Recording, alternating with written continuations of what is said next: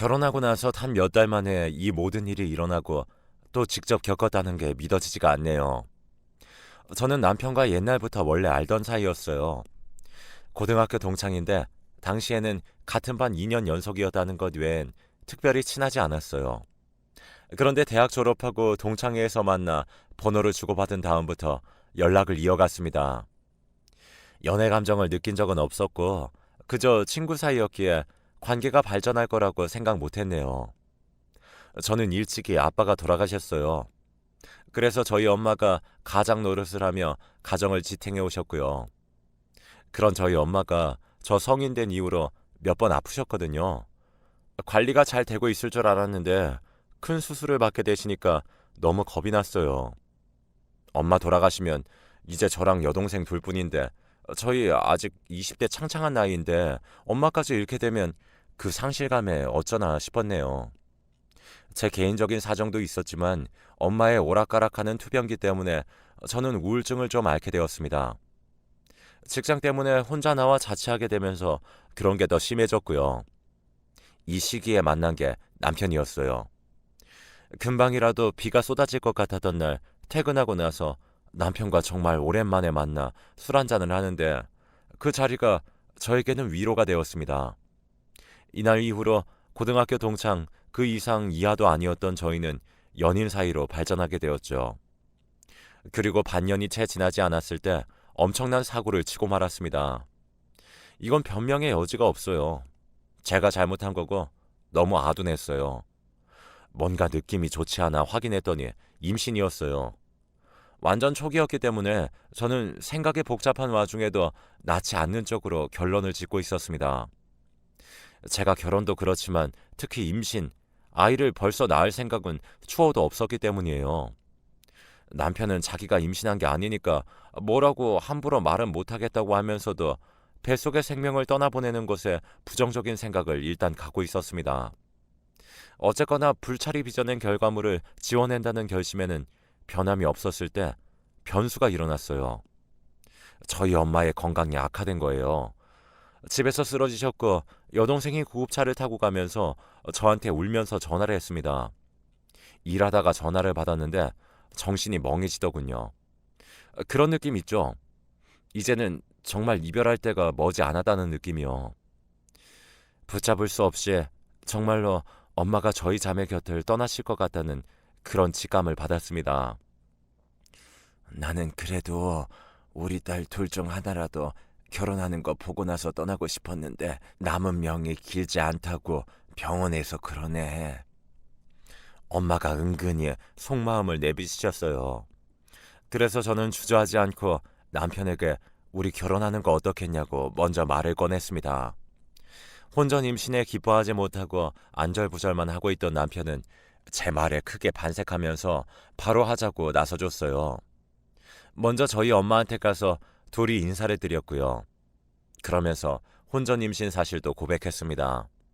엄마가 많이 놀라면서도 차라리 잘 됐다며 저희 보고 이왕 그렇게 된 거 건실하게 가정 잘 꾸려보라고 말씀해 주셨어요.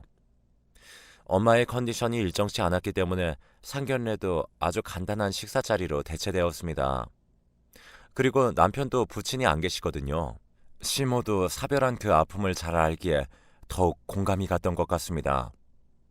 앞으로 제가 뒷바라지 잘하면서 시어머니 노릇에 힘쓸게요. 그렇게 상견례 자리에서 내비친 시모의 진심에 저도 감동받았던 것이었죠. 남편은 위로 나이 차이 꽤 나는 형이 하나 있습니다. 먼저 결혼했고 애가 벌써 둘이에요. 이 아주버님을 포함한 이 집안 사람들이 함께 회사를 운영하고 있어요. 물건을 포장하는 공장 정도라고 보면 되는 것이고요. 규모가 굉장히 작지만 거래처들이 탄탄하기에 공급 면에서 활발하고 수익이 잘 나는 회사입니다. 남편의 직장이 저보다 별로지만 제가 그걸 크게 신경 안 썼던 이유, 그리고 남편이 그런 직장을 다니면서도 아쉬워하거나 조급해하지 않은 이유가 그것이었죠. 여차하면 자기 가족 회사에 들어가서 일하면 되는 거니까요. 가족끼리 일하는 거 불편할까봐 다른 회사에 취업했지만 믿는 구석으로 남겨둔 겁니다. 시댁에는 원래 아주버님네도 같이 살았는데 공부하는 것 때문에 분가를 했어요. 결정은 미리 났는데 이사 나가신 것은 저희가 결혼하기 바로 직전이었습니다. 자연스레 시댁의 방들이 남는다는 얘기가 나왔는데 시모는 은근히 저희가 들어와서 살길 바라더군요. 빠른 시일 안에 집 구하기도 까다로웠고 급한 대로 월세로 들어가자니 그것도 아까웠고 그래서 천천히 매물도 볼 겸 시댁에 들어가 지내기로 했어요. 그럼 어머니 잠깐 지내다가 집 구하는 대로 나갈게요. 아니에요. 꼭 그럴 것도 없다. 애 낳고 몸 풀릴 때까지 있으면 더 좋지. 집이 넓긴 해도 오래된 단독주택이라 아파트와 신축 빌라에서만 살았던 저에게는 약간 낯선 주거 환경이었거든요. 게다가 초장부터 시모와 시댁 생활이라니 일단 마음가짐부터 잡는 게 어려웠고요. 그래서 얼마만큼만 살다가 나가겠다고 미리 밑밥을 깔아놓으려고 했는데 시모가 저희한테 대놓고 오래 살았으면 좋겠다고 하는 겁니다. 그 이전까진 상상도 못한 시모의 놀라운 면에 대해서 저는 서서히 알게 되었는데요. 진짜 이런 쪽으로 생각도 못했던지라 너무 당황했어요. 시모가 미신 타령을 오지게 하는 거예요. 전 처음에 그냥 연세에 비해 옛날 풍습 같은 것에 관심이 많은 분인가 보다 이 정도로만 생각을 했어요. 그런데 사사건건 그런 걸 입에 달고 사는 것에 점점 놀라게 돼서 남편한테 물어봤더니 미신을 좋아한다기보단 이건 좀 경우가 다른데 사실 우리 엄마가 옛날에 엄마 어렸을 적에 신내림 받을 뻔했다고 하더라. 여차하면 무당이 될 뻔했다고 그랬어. 왜 이런 무서운 얘기를 하는 겁니까? 가만 보니까 남편이 전부터 지갑 안에 무슨 부적 같은 걸 접어서 넣어 다니는 걸 몇 번 보긴 했었어요. 얇은 비닐 같은 데다가 부적 접은 걸 넣어서 지갑 구석에 아주 고이고이 구겨 넣은 것이었죠. 제가 호기심에 이게 뭐냐면서 만지면 정색하면서 다시 넣어 놓으라고 했거든요. 그런데 이런 것들이 시댁 시모와 연관이 있었을 줄이야. 전혀 예상 못한 부분이라서 당황스럽고 살짝 소름 끼쳤어요. 딱 보면은 몸의 기운이 어지러이 돌아다니는 게 들어오는구나. 네? 제가 예전에 빈혈기가 좀 있긴 했었는데 가끔 어지럽긴 했어도 지금은 괜찮아요. 역시나 여진아, 너는 몸이 허약하고 기운이 좋지 않으니 뱃속 아가를 위해서라도 너는 이 집에서 나랑 같이 지내야 한다. 제가 초반에 멋모르고 시모의 말을 어설프게 받아준 것이 화근이었나 봅니다. 그러지 말았어야 했는데 말이죠. 제 기운이 태아가 성장하는 걸 방해한다나 잘 크게 하고 있질 않는다나 하면서 그 흐름을 뚫기 위해서는 제가 시댁에서 살아야 한다니요. 그런 이유를 들어서 시모는 저희가 아이를 낳을 때까지는 무조건 분가를 해서는 안 된다고 했습니다. 우리 귀한 손자는 이 시어미가 지킬 테니까 아무 염려 말어. 아직 많이 튀어나오지도 않은 제 배를 보면서 시모가 그러길래 흠칫했었네요. 어머니, 아직 병원에서 성별이 확인이 안 돼서요. 아들인지 딸인지 몰라요. 이미 다 보이는 것을 뭐하러 의심을 하려 들어. 내 손자 건실한 거 이미 내 눈에는 다 보여. 진심으로 하는 말인가 헷갈리면서도 온몸에 소름이 좀 돋더라고요. 그런데요, 제가 원체 그런 무속신앙 쪽이 일절 신념이 없습니다. 믿지도 않고 관심도 없이 살아왔어요. 그렇기 때문에 시모가 저를 보면서 눈을 개슴츠레 뜨고 뭔가를 가늠하려는 듯 신용을 할 때마다 몹시 당황스럽기만 할 뿐 제가 신기에 설득되는 일은 없었습니다. 시모는 내심 제가 어떤 영향을 받고 쫄기를 바라는 눈치였는데 그런 효과를 보는 일은 없었죠. 난데없이 신기 어쩌고 하면서 미신 타령하는 시모를 만난 탓에 속으로 열불 터질 일이야 매일 있었습니다. 하지만 포괄적으로 고부 갈등이라 친다면 감내하지 못할 것도 없겠다 싶어서 그냥 시모의 말에 네네 예예 거리면서 참았어요. 시모가 미쳐대는 미신에 눌린 남편의 도움을 받기엔 무리가 있어 보였기에 혼자 알아서 시댁 생활을 해나갔습니다. 아주버님네도 아주 똑같더라고요. 미신을 신빙성 있는 것으로 보고 시모의 말을 아주 잘 따르고 있었어요. 가족 회사가 그만큼 큰 것도 시모의 덕이라고 보고 있더라고요. 저는 솔직히 속으로 자잘한 비리를 저지르면서 그만큼의 불순한 덕을 봤기 때문에 회사 매출이 뛴 것은 아니냐고 일침을 가했지만 겉으로는 내색하지 않았습니다. 다들 시모를 추켜 세우는데 저만 다르게 이빠른 소리 해봤자 이방인의 헛소리일 뿐일 테니까요. 무교 집안에서 태어나 자라온 저는 아주 어렸을 때 교회에 주일학교 몇 번 가본 게 다였거든요. 그런데 시댁은 어마어마하더라고요. 제사, 차례, 달력에 표시되어 있는 걸 보고 입이 떡 벌어졌습니다. 행사 없는 달이 없더라고요. 그리고 그 제사라는 걸 왜 꼭 밤늦게 해야 하나요? 밤 10시 넘어서 음식에다 대고 절하는 걸 보고 있자면 저절로 멘붕이었습니다. 입덧 때문에 음식 안 먹는다고 하니까 저보고 제사상에 올라간 음식 안 먹는다고 유난 떤다면서 은근슬쩍 저를 타박했죠. 한 번은 짜증이 나서 남편한테 따져 물었습니다. 어머니께서 정말 신기가 있는 거 맞아?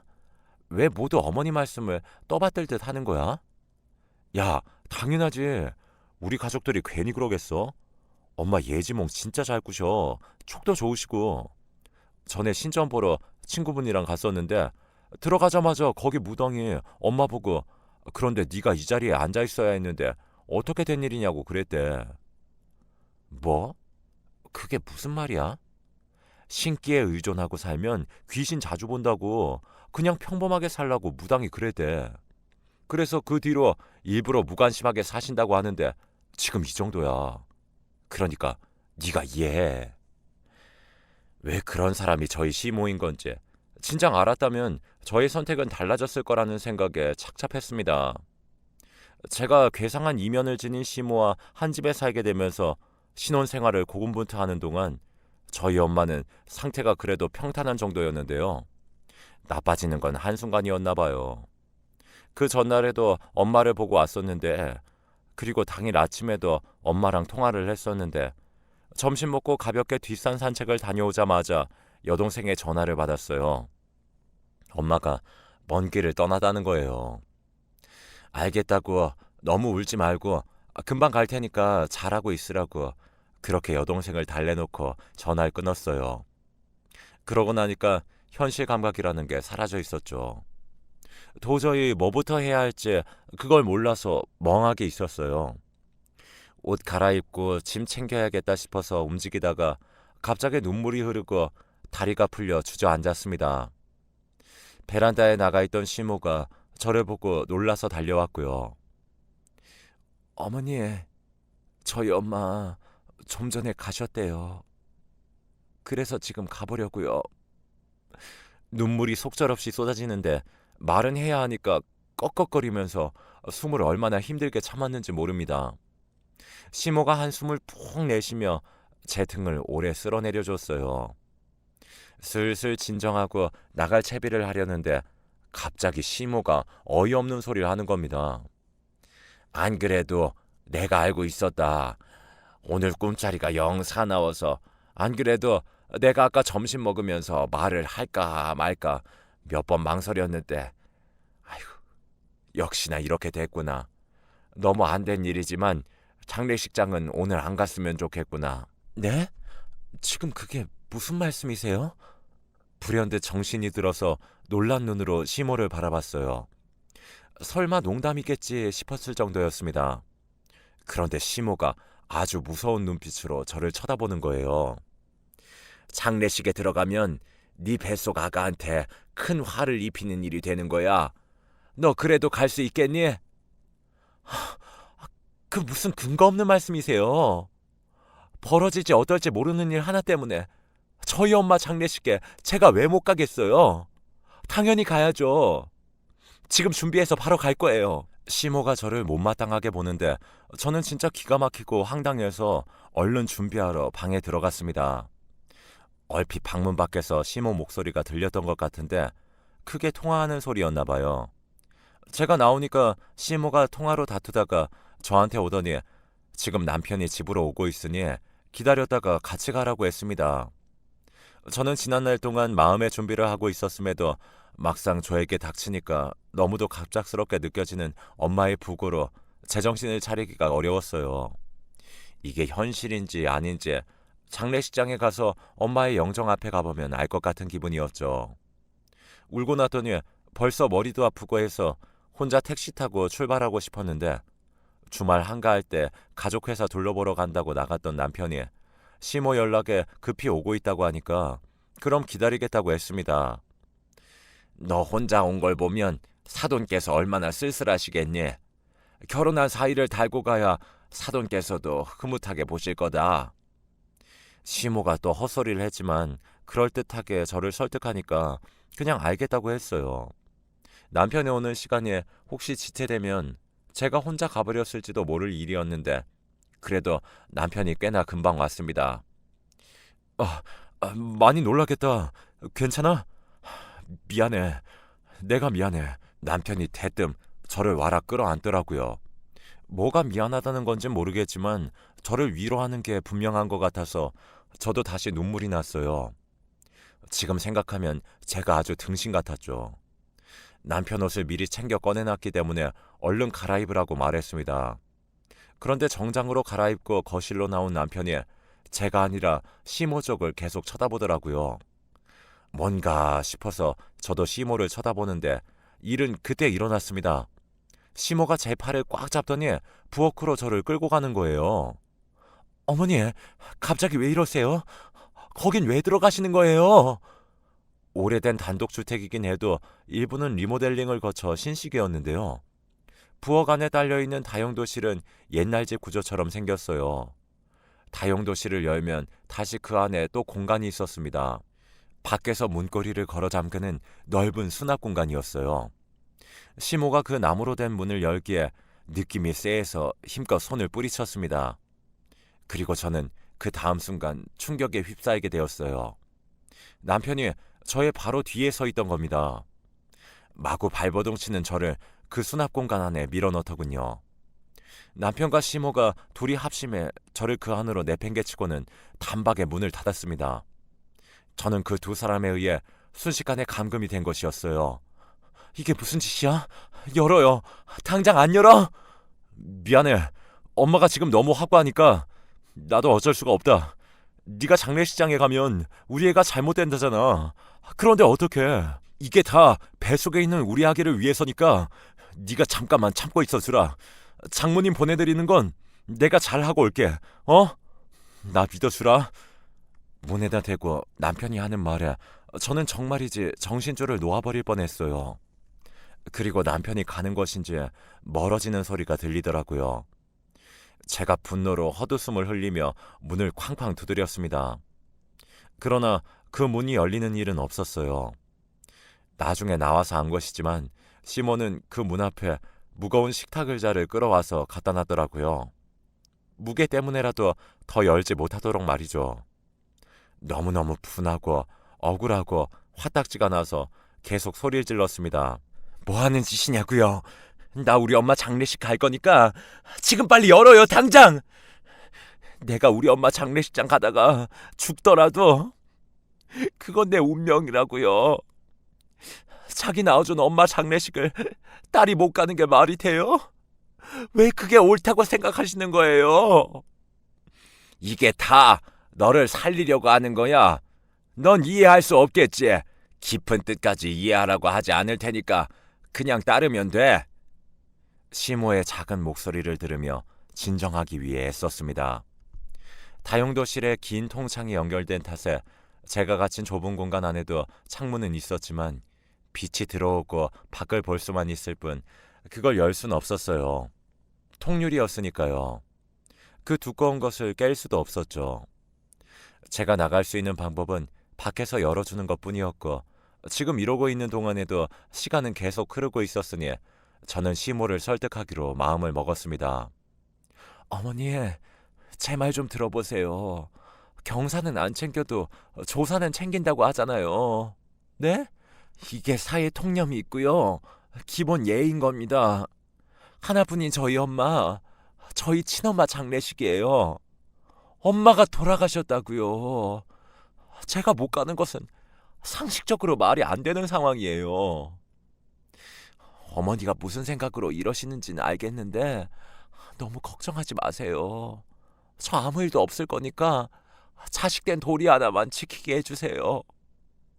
이건 상식으로 판단할 문제가 아니야. 갔다가는 뱃속에 필히 전염병을 달고 올 것이니 뱃속 아가는 그렇게 되면 세상 빛을 못 보고 말아. 나는 시어머니 된 도리를 지켜야겠다. 내 손자 내가 지켜야지. 저는 그 좁은 공간에 바닥에 준저앉으며 절망에 빠져들었습니다. 해가 기우는 것을 보면서 속이 뒤집어지는 감각을 맛보았어요. 정말로 이것이 현실인가 믿어지지 않았습니다. 처음부터 모든 것이 다 잘못되었다는 생각을 하면서 넋이 나간 웃음만 흘려댔네요. 미친 사람들이었습니다. 저는 무속신앙 그런 거 몰라요.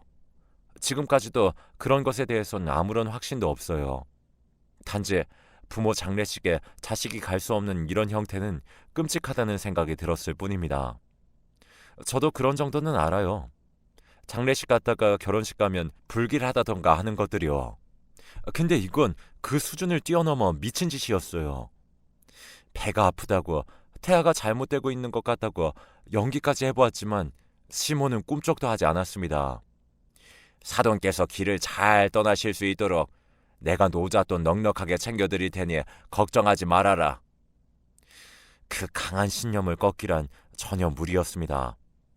저는 어처구니 없는 이유로 그렇게 엄마의 장례식장에도 달려가지 못한 채 다용도실의 구석에 처박혀 있었습니다. 그런데 이런 저를 구하러 온 손길이 있었어요.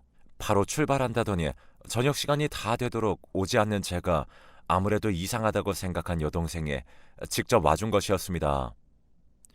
벨소리가 저기서 들리는데? 응? 뭐야 이거? 저희 언니 폰이잖아요. 어디 있어요? 어디 있냐고요? 언니! 목청 큰 제 동생이 고래고래 소리를 질렀어요. 제가 온 힘을 다해 미친 듯이 문을 두드렸고 저는 금세 발견되었습니다. 의자를 치우고 잠긴 문을 열어준 건 여동생의 남자친구였는데 저를 보고서는 진짜 화난 표정이 되어서 분노를 꽉 누르더라고요. 여동생은 시모랑 엄청난 설전을 벌여댔네요. 장례식장에서 제가 몸이 안 좋아 못 간다고 저희 남편이 그랬다는데 그걸 듣고 동생이 생각하기에는 암만 해도 의심스러웠대요. 거기다가 저희 외숙모께서 저희 시댁 미신 믿는 집이라고 하지 않았냐고 하시는 말씀을 듣고 동생이 촉이 온 겁니다. 제가 몸이 아프다고 해도 갑자기 연락까지 안 되는 건 너무 수상하다고 결론 내리고 남자친구와 출동한 것이었어요. 미친 거 아니에요? 분노에 넘친 여동생이 시모에게 거의 들이받을 듯 난리치며 따지는 바람에 오히려 제가 말려야 했습니다.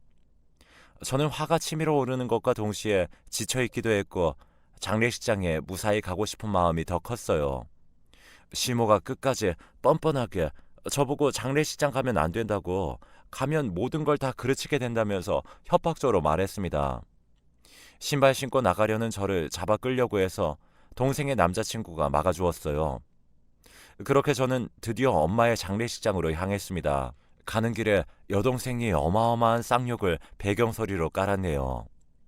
장례식장으로 들어가니 아주 조용했습니다. 저는 불효녀가 된 심정으로 조용히 들어가 엄마에게 인사를 했어요. 환하게 웃고 있는 엄마의 영정사진을 보자마자 눈물이 확 쏟아져서 감정을 주체할 수 없었습니다. 진작에 먼저 출발했던 남편은 어디 있나 했더니 저 구석에서 졸고 있더라고요. 제가 발로 차서 깨웠습니다. 저를 보고서는 화들짝 놀라더군요. 제 앞에서 무릎을 꿇었는데 제가 그냥 가라고 했어요. 집에 가라고. 꼴도 보기 싫으니까. 당장 우리 엄마 장례식장에서 꺼지라고 그랬습니다. 남편이 울면서 저한테 매달렸지만 동생이 뺨을 후려쳤고 고개를 숙인 채 조용해졌습니다. 발인까지 남편을 철저히 배제시켰어요. 저는 장례식이 끝나고 시댁에 돌아가지 않았습니다. 결혼을 유지할 생각 따윈 없었고 여동생도 100번 1000번 동의해 주었습니다. 그리고 바로 병원에 가봤어요. 그런데 기막힌 사실을 알게 됐네요. 뱃속의 태아 성별이 여자라고 하는 겁니다. 시모 특유의 그 의기양양한 낯짝에 머릿속을 스치면서 얼마나 어이가 없던지요. 그런데 의사의 표정이 좋지 않았어요. 많이 조심하면서 지내셔야 할 시기라고 넌지시 언지를 주더군요. 상태가 나빴던 겁니다. 병원 다녀와서 컨디션이 계속 바닥을 쳤어요. 복통도 있었고요. 시모는 끝내 제게 사과하지 않았습니다. 근데요, 남자애가 아니라 여자애라던데요. 병원에서 정확히 확인했어요. 그게 아우, 운명이 바뀌었나 보구나. 그 기운이 흐름이라는 것이 그렇게 되어서 그렇게 손자가 맞다고 주장하더니만 밝혀진 사실에 당황해서 횡설수설하는 것이 다였죠. 남편에게는 갈라서자고 먼저 말했습니다. 당연한 순서였다고 생각해요. 지금 진심이야? 아니, 무섭게 왜 이래? 진심이야. 나 너네 집안하고 더 이상 엮이고 싶지 않아. 여기서 끝내. 다음 주에 병원 가보면 결판 나겠지만 제 몸이기 때문에 직감적으로 알고 있었습니다. 어차피 뱃속의 작은 태아를 무사히 출산하기는 어려울 것이란 사실을요. 그래도 시모가 이거 하나는 맞췄네요. 장례식장에 가면 아이가 안 태어날 거라는 거 말이에요. 그놈의 가족회사, 남편의 믿을 구석, 그거 제가 나락으로 보낼 예정입니다. 분량 내놓고 은폐한 채 서류 조작해서 납품하기를 수차례, 그거 제가 다 알고 있거든요. 이 회사가 규모에 비해 거래처가 훨씬 큰 곳이라서 이런 건수가 있다면 더 이상 이딴 것과 계약을 유지할 이유가 하등 없어요. 가지고 있는 증거 미약하게 보이지 않도록 머리 잘 써서 현명하게 결과 낼 거예요. 제 스스로 꼬아버린 팔자 제가 알아서 펴야죠. 다신 누군가의 며느리, 아내 따위는 하고 싶지 않아요. 사랑하는 여동생의 언니이자 집안의 가장으로서 살아가고 싶어요.